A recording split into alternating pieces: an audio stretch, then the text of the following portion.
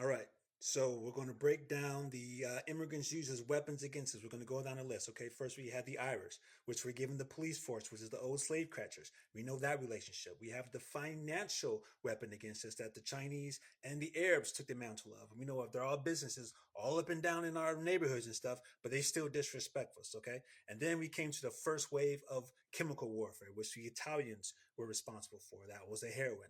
That was their job, to funnel heroin into our communities. And they took that job and they relished in that job and they have not apologized for it nor looked back. Now we go to the second chemical wave, which was crack cocaine. Now in the 80s, all of a sudden, the federal government decided to start prosecuting these Italian mobsters because the chemicals switched from heroin to crack cocaine.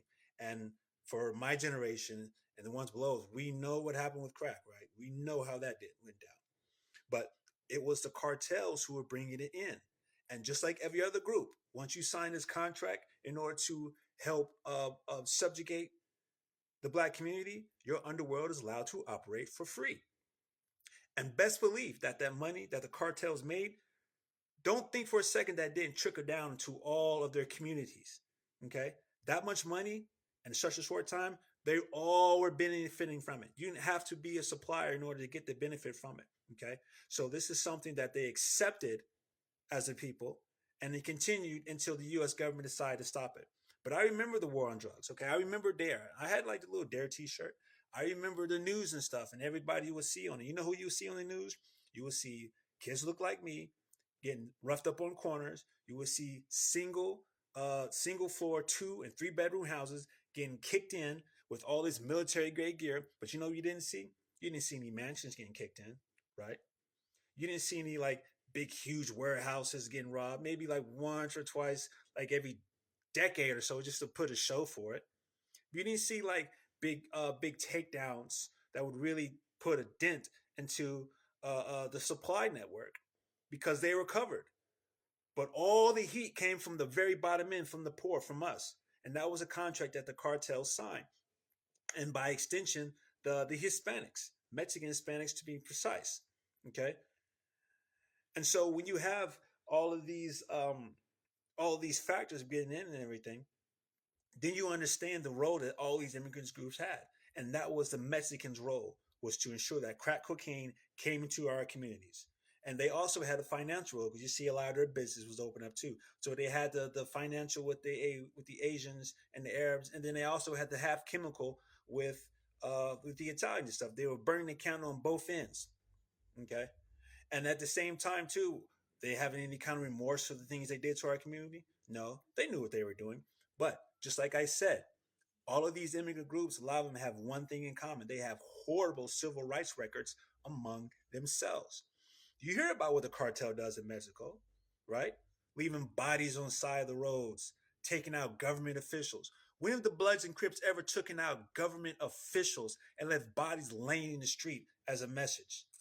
We didn't do those kind of things. So when they have that civil rights record among themselves over there, and then they come over here, seeing the detriment of crack, it didn't phase them at all.